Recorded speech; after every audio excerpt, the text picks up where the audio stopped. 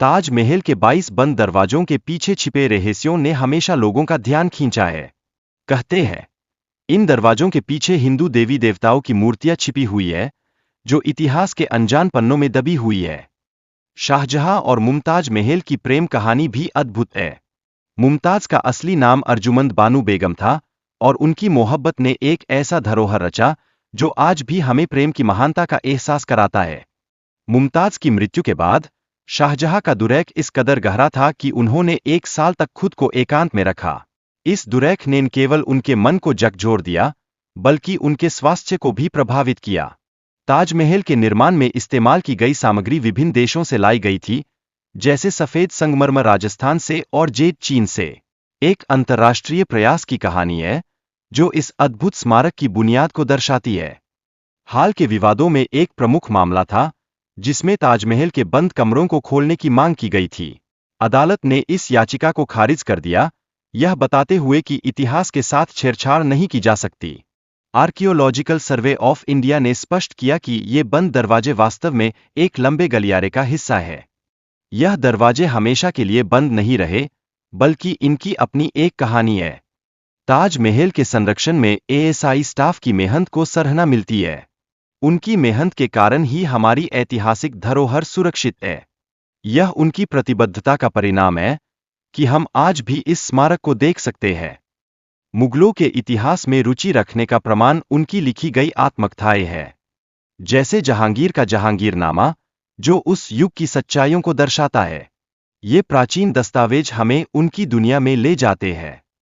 राजा जय सिंह और शाहजहां के बीच की मित्रता ने ताजमहल के निर्माण में एक महत्वपूर्ण भूमिका निभाई। राजा जय सिंह ने इस शानदार मकबरे के लिए अपनी जमीन दान करने की पेशकश की थी, जो कि उनकी मित्रता की गहरी मिसाल है। हरका बाई, जो अकबर की पत्नी थी, को जोधा बाई के रूप में गलत बताया गया है।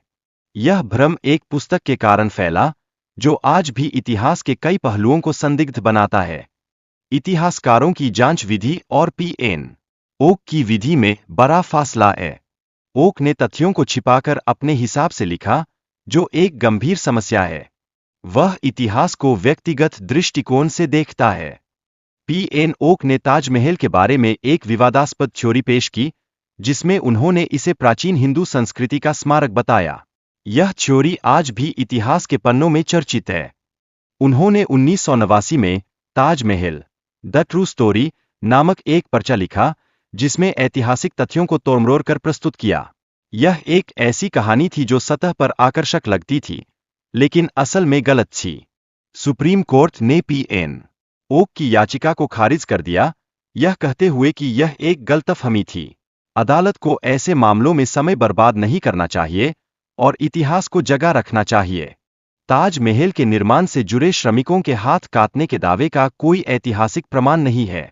यह एक मिथक है, जो हमें दिखाता है कि कैसे गलत धारणाएं इतिहास को प्रभावित कर सकती है। शाहजहांबाद, जिसे बाद में दिल्ली कहा गया, एक नई शहर की स्थापना थी। यह ताजमहल के निर्माण के बाद श्रमिकों के प्रयासों से पूरा हुआ।